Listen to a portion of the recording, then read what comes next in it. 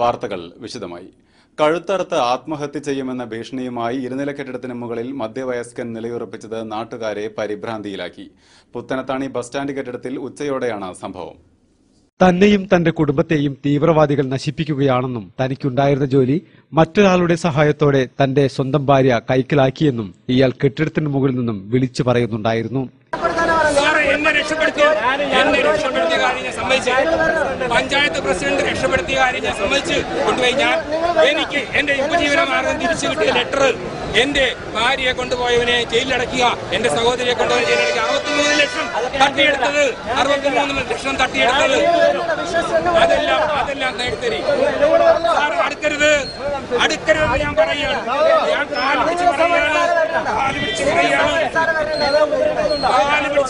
പിടിച്ച് പറയുകയാണ്. എനിക്ക് ആരെ ഇവിടെ എന്റെ അടുത്ത് വരുന്നവൻ ശത്രുവാണ്. എന്റെ അടുത്ത് വരുന്നവൻ ശത്രുവാണ്. അവനെ കൊണ്ട് ഞാൻ ചാടും. യാതൊരു സംശയവുമില്ല. ഏത് ഗുണ്ടയായാലും ഏത് പോലീസ് ആയാലും എന്റെ അടുത്ത് വന്നാൽ ഞാൻ അവനെയും കൊണ്ട് ചാടും, ഉറപ്പാണ്. മര്യാദയ്ക്ക് സാറേ എന്നെ ഇവിടെ നിൽക്കാൻ അനുവദിക്ക്. എനിക്ക് ഞാൻ നീതി ചോദിക്കുകയാണ്.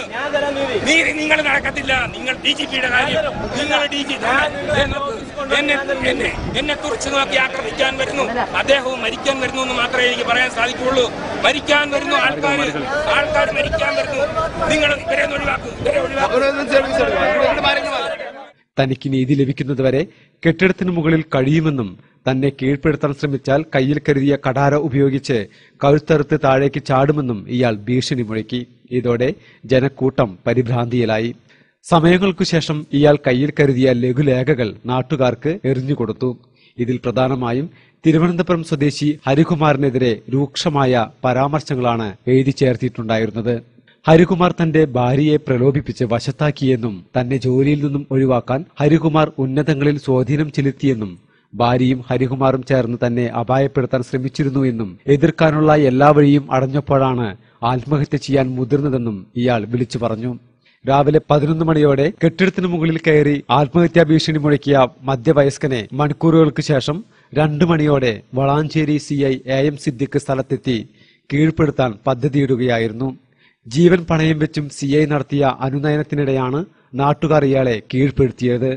തിരുവനന്തപുരം ആര്യനാട് സ്വദേശി നടുവിലമുറിൽ മേഴ്സിലി തോമസ് എന്നാണ് ഇദ്ദേഹത്തിന്റെ പേരെന്നും കുടുംബ പ്രശ്നവും മാനസിക പ്രശ്നവും കാരണമായിരിക്കാം ഇദ്ദേഹം ആത്മഹത്യാ ഭീഷണി മുഴക്കിയതെന്നും CI AM സിദ്ദിഖ് അറിയിച്ചു.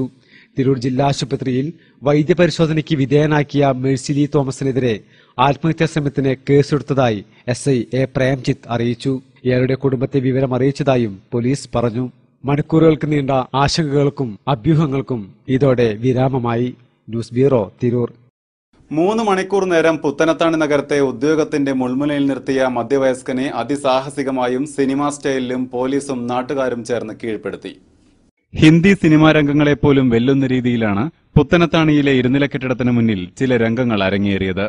പുത്തനത്താണി ദേശീയപാതയോരത്തെ തേവർപ്പറമ്പിൽ കോയക്കുട്ടി ഹാജി സ്മാരക ബസ് സ്റ്റാൻഡിലെ ഷോപ്പിംഗ് കോംപ്ലക്സിന് മുകളിൽ വലതു കൈയിൽ കഠാരയുമായി ബർമൂഡയും ബനിയനും തൊപ്പിയും ധരിച്ച മേഴ്സിലി തോമസ് ആത്മഹത്യ ഭീഷണി മുഴക്കി രംഗത്തെത്തുകയായിരുന്നു.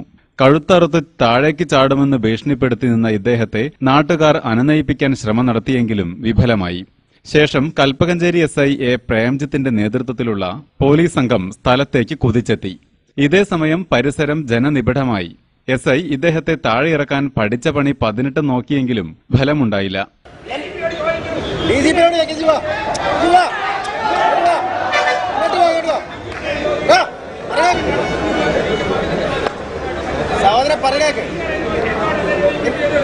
പിന്നീട് ഭീഷണിയായി. ഒന്നിനും ഇയാൾ വഴങ്ങാതെ വന്നപ്പോൾ പോലീസും നാട്ടുകാരും ഒരുപോലെ വലഞ്ഞു.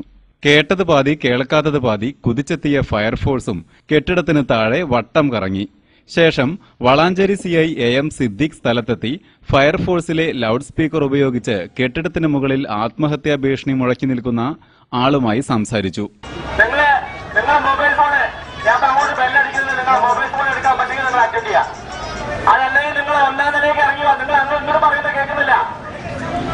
നിങ്ങൾ ഇങ്ങോട്ട് പറയുന്നതേ ഞങ്ങൾക്ക് കേൾക്കുന്നില്ല. നിങ്ങൾ ഒന്നാം നിലയിലേക്ക് ഇറങ്ങുക.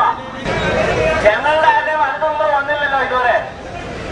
നമുക്ക് നീതി ഉറപ്പാക്കാം. നിങ്ങൾ താഴേക്ക് വാ.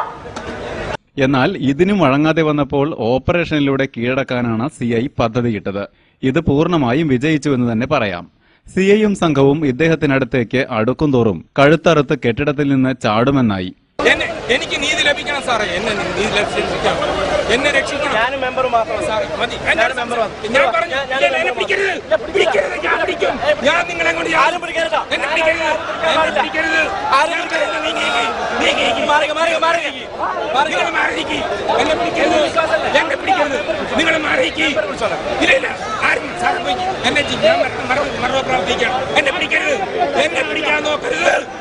ഞാൻ അവസാനമായിട്ട് പറയും, ഞാനിവിടെ ഞാൻ മിണ്ടാന്നിക്കാം.